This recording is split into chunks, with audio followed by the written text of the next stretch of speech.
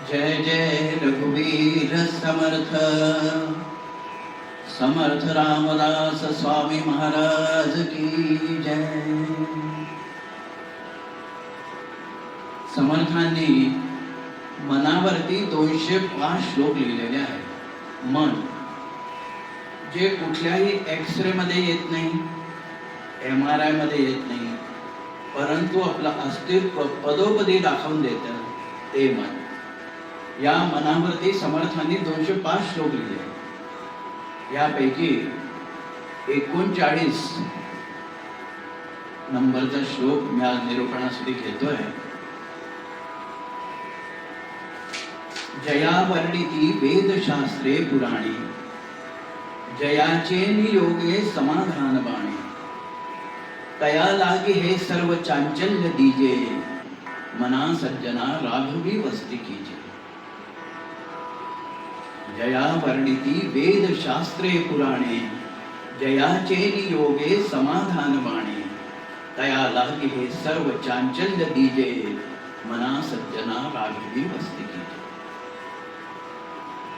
समर्थ म्हणतात आहे की मनाचा हा फार मोठा दोष आहे की ते अतिशय चंचल आहे। तेव्हा या दोषाचा उपयोग तुम्ही भगवंत प्राप्तीसाठी करून घ्या असं समर्थ सांगतात।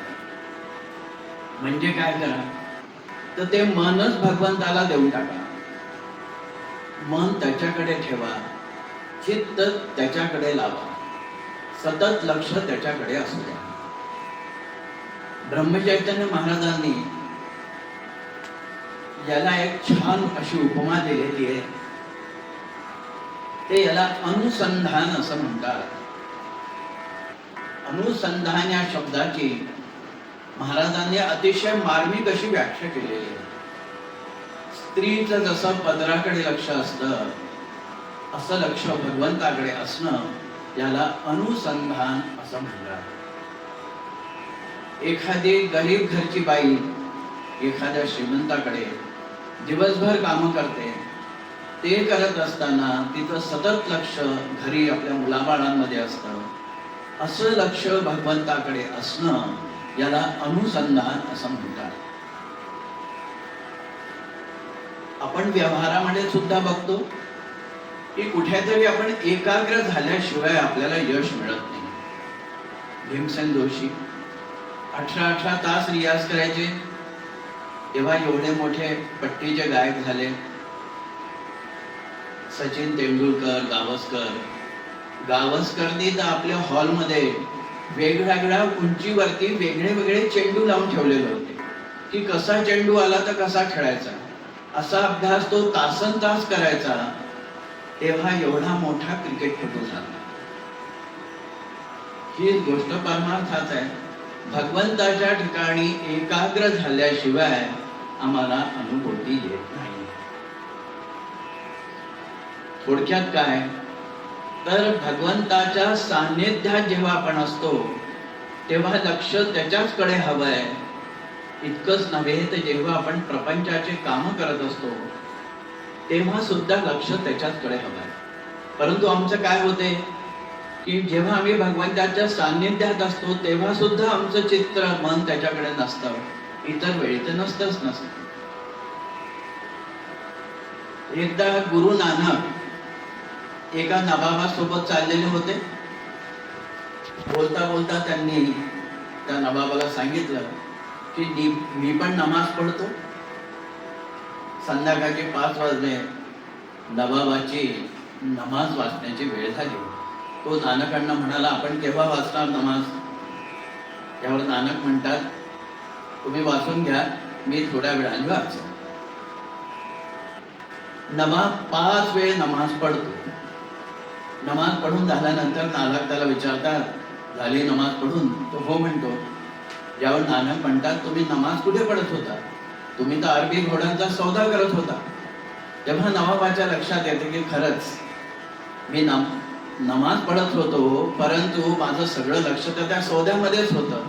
तात्पर्य काय की भगवंताच्या सान्निध्यात आपण असतो पण लक्ष त्याच्याकडे नसतंच। एकदा तुकाराम महाराज एका भाविकाकडे गेले तो खूप मागे लागला, महाराज बरेच दिवस झाले आपण आला नाही म्हणून गेले. आता तुकाराम महाराज जाऊन बसले, याची पूजा सुरू असते. हा महाराज आले म्हटल्यानंतर आपली पूजा दाखवायला लागतो, बराच वेळ पूजा करतो. त्यांना काय, ते बसतात आपले विठ्ठल विठ्ठल करत. थोड्या वेळाने हा उठतो, म्हणतो अरे महाराज आपण केव्हा आलात?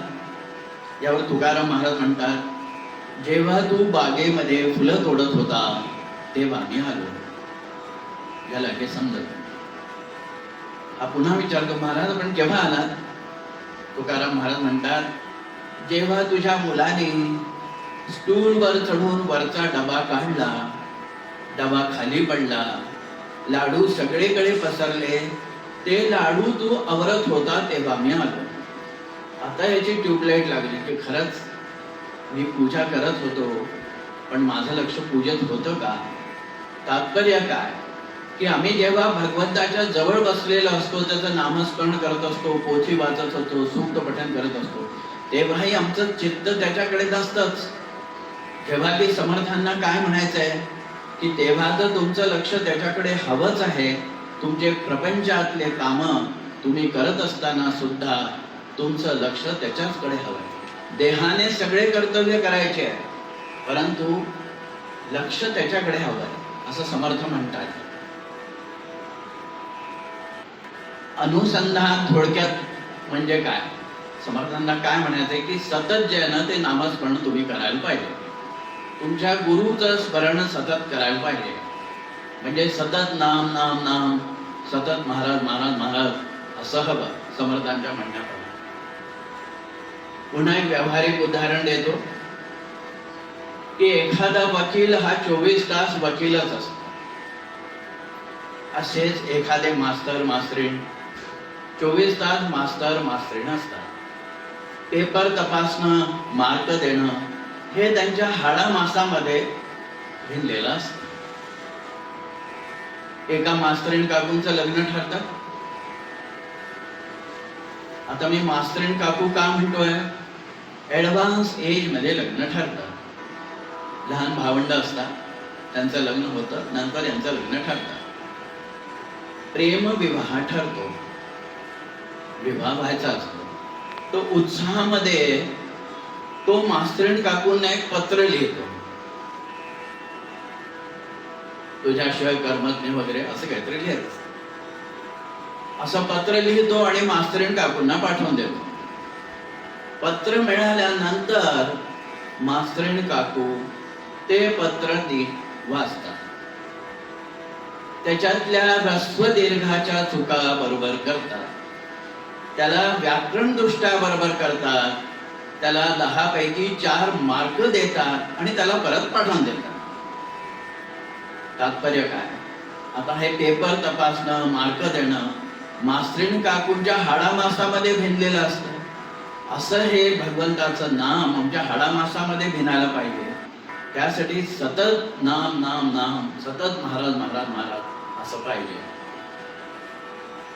आपण व्यवहारातही बघतो की एखाद्याने जर समजा रेस कोर्स वरती पैसे लावले असते, तो ऑफिस मध्ये बसलेला असतो, परंतु त्याचा सतत लक्ष त्या घोड्यावरच असतं.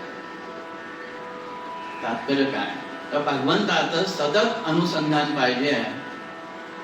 पण ही कठीण गोष्ट आहे, परंतु आपण प्रयत्न तरी करायलाच पाहिजे. आणि शेवटी हे तेवढंच खरं आहे की समर्थांनी, आपल्या गुरुनी आपल्यावर कृपा केली तरच हे शक्य आहे. तेव्हा शेवटी मी समर्थांना प्रार्थना करेन की हे गुरु महाराजा, मी या इंद्रियांच्या जीवनाला ललचवलेलो आहो, मला वासना सुटत नाही. परंतु आपण म्हणताना की भक्तीच्या योगाने, नामाच्या योगाने यातून बाहेर पडता येतं. मी नाम कधीच सोडणार नाही, मी पलायन करणार नाही, मी आपल्याला कमीपणा येऊ देणार नाही, अशी आर्ततेने प्रार्थना जर आपण आपल्या गुरुला केली तर तो सर्व शक्ती समन्विता सद्गुरु आपलं कल्याण केल्याशिवाय राहणार नाही, असं मला तरी वाटतं. जय जय रघुवीर समर्थ, समर्थ रामदास स्वामी महाराज की जय. धन्यवाद.